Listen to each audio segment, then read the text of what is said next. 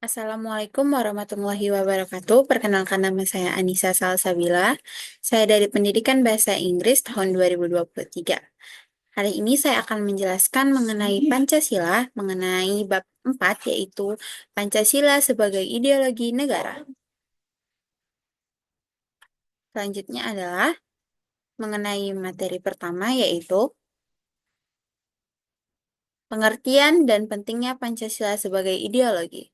Pengertiannya yaitu Pancasila sebagai ideologi adalah ideologi adalah sistem nilai dan pedoman dalam kehidupan berbangsa dan bernegara. Itu mengatur dalam aspek politik, ekonomi, sosial, dan juga budaya. Nah, apa sih pentingnya? Pentingnya yaitu untuk memberikan arah pembangunan nasional, lalu untuk menjaga persatuan dalam keberagaman, dasar penyusunan kebijakan, alat pemersatu bangsa, menjaga stabilitas nasional, dan yang terakhir yaitu membentuk karakter warga negara. Selanjutnya materi yang B adalah fungsi ideologi.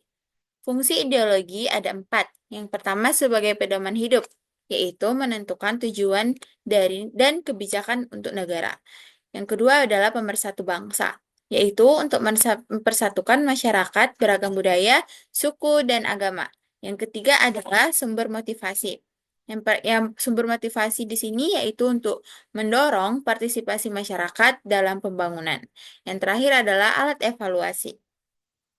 Sebagai ideologi, ini juga berfungsi untuk menilai kebijakan dan tindakan pemerintah serta juga untuk masyarakat. Selanjutnya dalam materi yang C adalah macam-macam ideologi.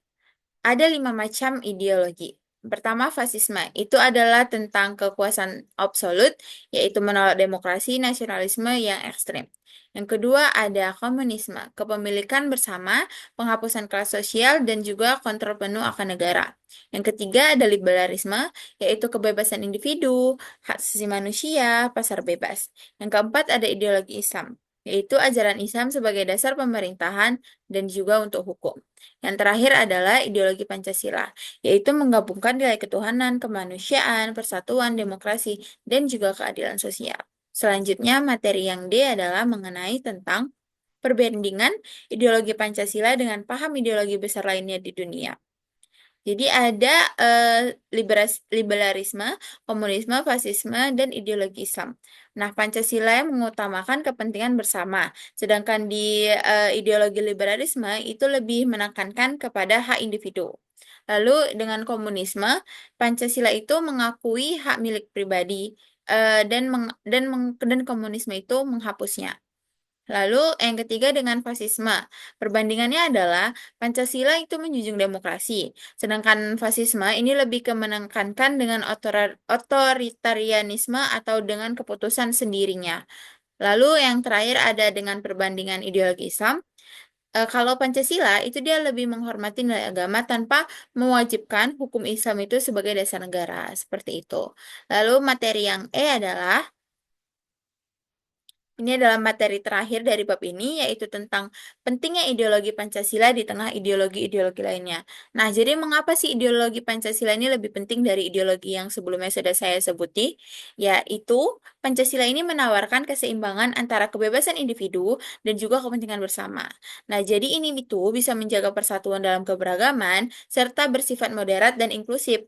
Lalu ini juga mampu menghadapi tantangan global dan menjaga stabilitas serta identitas nasional Indonesia. Sekian dari bab 4 mengenai mata kuliah Pancasila. Terima kasih telah menonton. Semoga video ini bermanfaat. Sampai jumpa.